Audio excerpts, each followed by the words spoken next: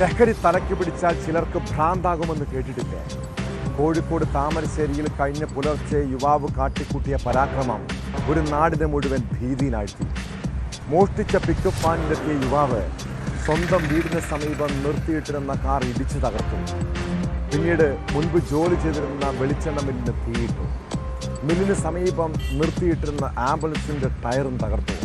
തുടർന്ന് സ്വന്തം അച്ഛനെയും ആക്രമിച്ചു. വെളിമണ്ണ സ്വദേശി റാസിഖാണ് 2.5 മണിക്കൂറോളം നാടിനെ മുൾമുനയിൽ നിർത്തിയത്. സംഭവത്തിന് ശേഷം രക്ഷപ്പെട്ട പ്രതിക്കായി പോലീസ് അന്വേഷണം ഊർജിതമാക്കി. കഞ്ചാവ് ലഹരിയിലാകാം ഇയാൾ ആക്രമണം നടത്തിയതെന്നാണ് സൂചന.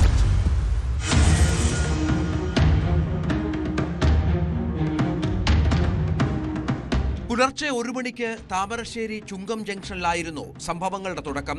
വഴിയോരത്ത് നിർത്തിയിട്ട ആംബുലൻസ് തട്ടിയെടുക്കാനായിരുന്നു ആദ്യ ശ്രമം. ഇത് പരാജയപ്പെട്ടതോടെ വഴിയിലൂടെ കടന്നുപോയ വാഹനങ്ങൾക്ക് കൈകാട്ടി. തുടർന്ന് സമീപത്ത് തന്നെ നിർത്തിയിട്ട പിക്കപ്പ് വാനുമായി കടന്നുകളഞ്ഞു.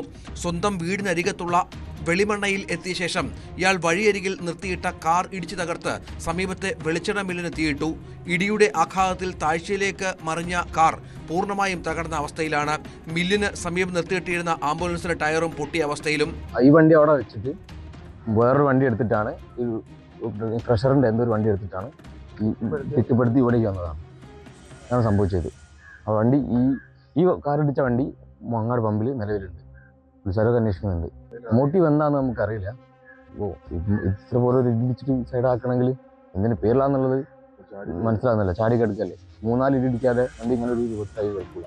ഗോഡൗണിൽ തീ കത്തുന്നു, ഉടനെ വരണമെന്ന് പറഞ്ഞാൽ ഇറങ്ങി ഓടി, വാതിൽ തുറന്ന് ഓടി. അപ്പോഴത്തെ ഒരു പിക്കപ്പ് മുന്നിൽ കൂടെ എടുത്ത് അതിൻ്റെ സൗണ്ട് കേട്ട് വാതിൽ തുറക്കുന്നത് കണ്ടിട്ട് പിക്കപ്പ് എടുത്ത് ഓടി. അവർ ഓടിച്ചു വന്ന് പിന്നെ ഇന്നലെ ആംബുലൻസിന് തീ കെടുത്തി. ആംബുലൻസ് എടുത്ത് മാറ്റി. ആംബുലൻസ് മാറ്റിയതിന് ശേഷം പിന്നെ തീയൊക്കെ ഇങ്ങനെ വലിച്ചു. തുടർന്ന് ഓമശ്ശേരി മങ്ങാടുള്ള പെട്രോൾ പമ്പിലെത്തിയതോടെ പിക്കപ്പ് വാനിന്റെ ടയർ പൊട്ടി. ഇതോടെ പമ്പിൽ നിർത്തിയിട്ടിരുന്ന മറ്റൊരു പിക്കപ്പ് വാൻ സ്ഥലം വിട്ടു. ഈ വാഹനം വെളിമണ്ണയിലെ ഒരു വീടിന്റെ പോർച്ചിൽ നിന്നും കണ്ടെടുത്തു. വാഹനം സ്വന്തം വീട്ടിൽ നിർത്തിയിടാനാണ് ഇയാൾ ശ്രമിച്ചത്. ഇത് അനുവദിക്കാതെ വന്നതോടെ പിതാവിനെയും പ്രതി റാസിക്ക് മർദ്ദിച്ചു. പെട്രോൾ പമ്പിലെ CCTV ദൃശ്യം പരിശോധിച്ചോടെയാണ് റാസിക്കാണ് പരാക്രമങ്ങൾ നടത്തിയതെന്ന് പോലീസ് തിരിച്ചറിഞ്ഞത്. ഇയാളുടെ മൊബൈൽ ഫോൺ താമരശ്ശേരിയിൽ കുടുക്കിൽ ഉമ്മരത്തെ പാചകവാത ഗോഡൌണിന് സമീപം ഒളിപ്പിച്ച നിലയിൽ കണ്ടെത്തി. ഇയാളുടെ വീടിന് മുൻവശത്ത് വഴിയരികിലായി നിർത്തിയിട്ട കാറാണ് തകർത്തത്. തീ വെച്ച് നശിപ്പിച്ച വെളിച്ചെണ്ണ മില്ലിൽ റാസിഖ് നേരത്തെ ജോലി ചെയ്തിരുന്നതായും പോലീസ് കണ്ടെത്തിയിട്ടുണ്ട്.